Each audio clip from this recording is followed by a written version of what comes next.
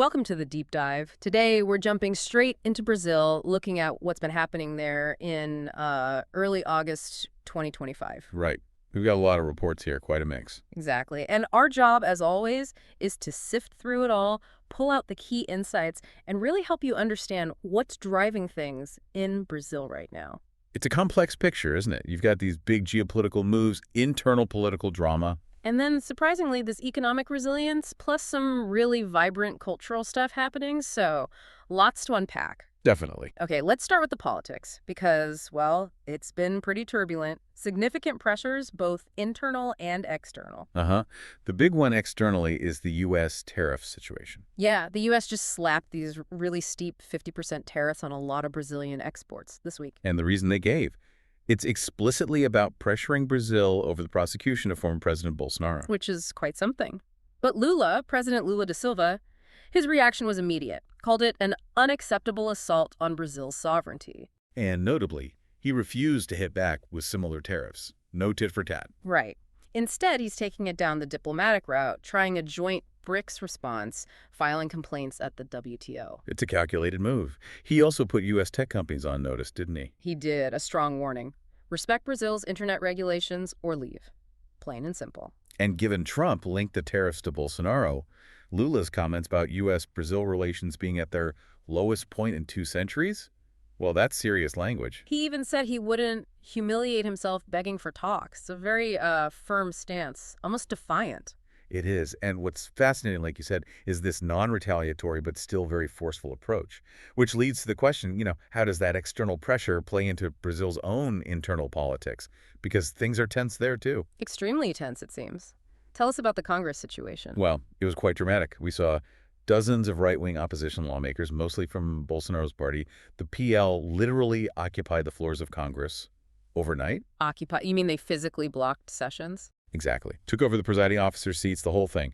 Effectively shut down legislative business for a time. Wow. And what were they demanding? 2 main things.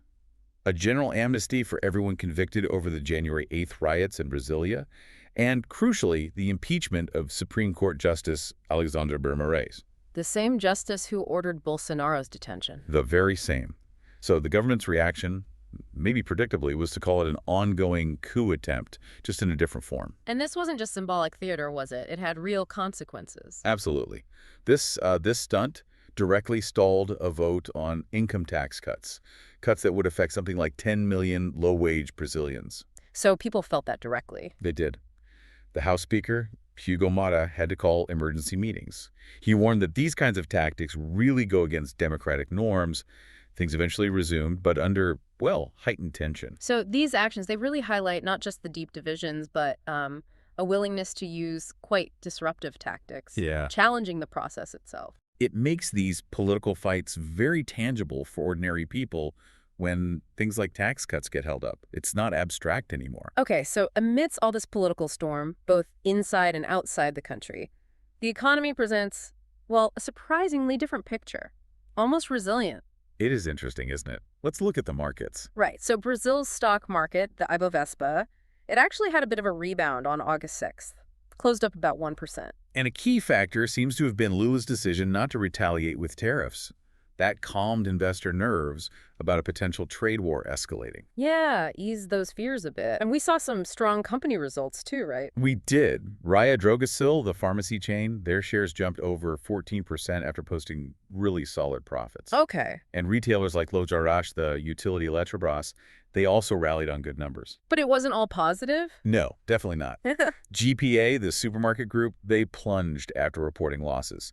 And the big commodity exporters, Petrobras and Vale, they were down too, tracking lower global oil and iron ore prices. So a mixed bag, but the takeaway is that strong domestic companies provided some tentative confidence, despite the trade clouds. Exactly. Which brings us to the wider economic climate.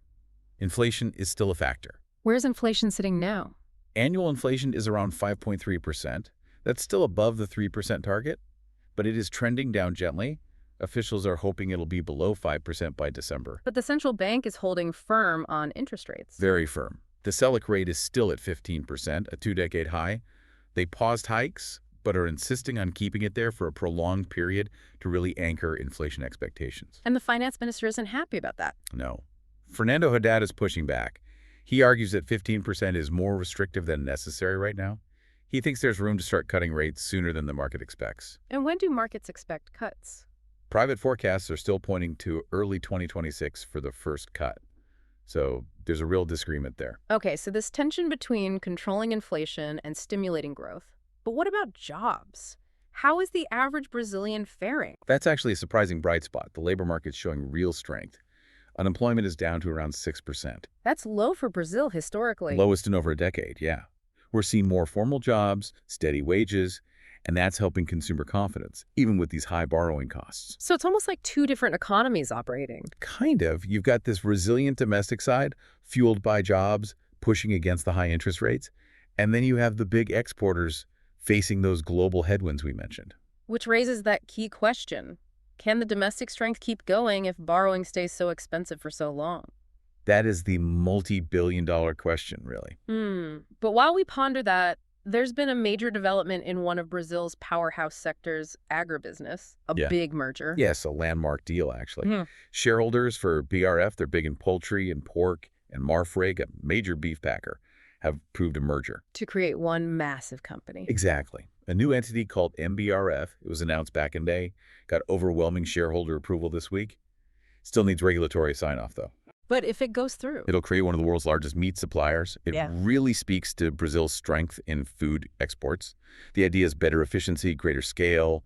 They hope to start streamlining things in the second half of this year. And how are investors reacting? Sounds positive? Generally positive, yes. They see it as unlocking synergies in a vital sector, especially helpful in these, somewhat uncertain economic times. It's a big move, but mergers this size, they always carry risks, right? Integration challenges, cultural clashes, maybe? Oh, absolutely. Combining two huge companies is never simple. You've got different corporate cultures, complex supply chains to merge, potential antitrust hurdles to clear. It needs careful management. Sure. But stepping back, what it signals is significant. It's a huge vote of confidence in the long-term potential of Brazil's agricultural sector. A strategic move to strengthen its global position, even with all the other noise going on. Okay, so we've got this intense politics, this resilient but complex economy. What does it all feel like on the ground? What about the cultural pulse of the nation? Well, that's where you see another kind of vibrancy, completely separate from the headlines. Like the literary festival in Bahia. Exactly. Flipelô, in Salvador's historic Pelourinho district. It opened August 6th. The organizers call it a Carnival of Letters. A Carnival of Letters. I like that. It's a great description. Yeah. It's the 9th year, Bahia's biggest literary event. It kicked off with this amazing open-air musical theater performance honoring the Bahian writer Dias Gomes. Sound lively. Very. Crowds packed the old Colonial Plaza. It spread across 150 venues downtown, expected to draw even more than the 250,000 people who came last year. Wow. The curator basically said, it's Salvador's literary carnival, bringing together authors, music, celebrating that specific Northeastern heritage. It shows off Bahia's artistic identity, which is so much more than just samba and axé, though those are vital too. And good for tourism and local arts, I imagine. Definitely. Boosts the local economy, but also just immense regional pride, spotlighting Bahia's unique mix of African and Brazilian literary voices. That's fantastic. And elsewhere in São Paulo, there was a tribute to a real music legend. Yes, Adoniran Barbosa, an absolute icon of São Paulo samba. August 6th marked his 115th anniversary. How did they celebrate? There was a free event at the Galeria do Rock, quite a famous spot. It included a performance by singer Marcia Ma, and crucially, the premiere of a short animated film. Oh. Yeah, called Saudosa Floresta. It marks 70 years since Adoniran released his classic song, Saudosa Maloca. Tell us a bit about him. Why is he so important? Adoniran Barbosa, he was Italian-Brazilian, actually, but he became the voice of São Paulo's working class in the mid-20th century. His songs captured the everyday life, the slang, the humor, the struggles. Think of classics like Tremblas Onze or Samba do Ernesto. What made his style unique? He used very colloquial language, deliberately unpolished lyrics. It gave a real dignity to ordinary paulistanos. And there was social commentary, too. Saudosa Maloca is about poor friends watching their shack get torn down. It's quite moving. So celebrating him keeps that history alive. Exactly. His style was even censored back in the day for being too folksy. Now it's cherished. It shows how deep that cultural connection runs. It really does. It makes you think, doesn't it? Even with all the political noise and economic uncertainty, culture often feels like this steady heartbeat. It often is. Like that samba school analogy you used, the rhythm keeps going. And it seems the government is formally recognizing that power. How so? Well, President Lula just signed two new laws this week. One officially declares Rio's Carnival a national cultural heritage, Okay, that seems overdue, maybe. perhaps. And the other establishes a National Axé Music Day every February 17th. Axé music, the sound of Bahia's carnival, largely. That's right. So this isn't just symbolic. The culture minister, Margaret Menezes, emphasized that Carnival supports a whole year-round creative economy. Jobs, businesses, everything. So declaring it heritage helps funnel support. That's the aim. More federal support, more funding. Lawmakers hope it'll attract sponsorship, too. Help preserve the artistry involved in Rio's Carnival, which has deep Afro-Brazilian roots. And the Axé Music Day. February 17th connects back to 1985 when Luis Callas released Fricode, often seen as the birth of the genre. It's about recognizing that specific Afro-Bahian contribution, those trios, electrico soundtracks, the whole scene. So looking bigger picture. It's part of a national effort, really, to value these cultural assets, not just as heritage, but as economic engines, too. It fits the administration's message.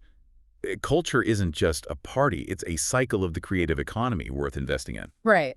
So bringing it all together then, we've explored these really intricate layers of Brazil today. Intense political fights, both internal and external, an economy showing surprising resilience but facing real headwinds, and then this incredibly vibrant cultural life that just keeps pulsing. Yeah, it gives you, hopefully, a much richer, more nuanced view than just scanning headlines. You see the struggles, but also that enduring spirit. Which leads to a really interesting thought, I think. Hmm. In a country grappling with such complex economic and political challenges, how vital is that continued investment in its cultural identity, that celebration of things like Carnival, Axé, literature, for its long-term stability, its place in the world? That's a profound question, because maybe that cultural soul, that identity, Right, provides a unique kind of strength, a resilience that isn't just economic. exactly. And something for you, the listener, to think about.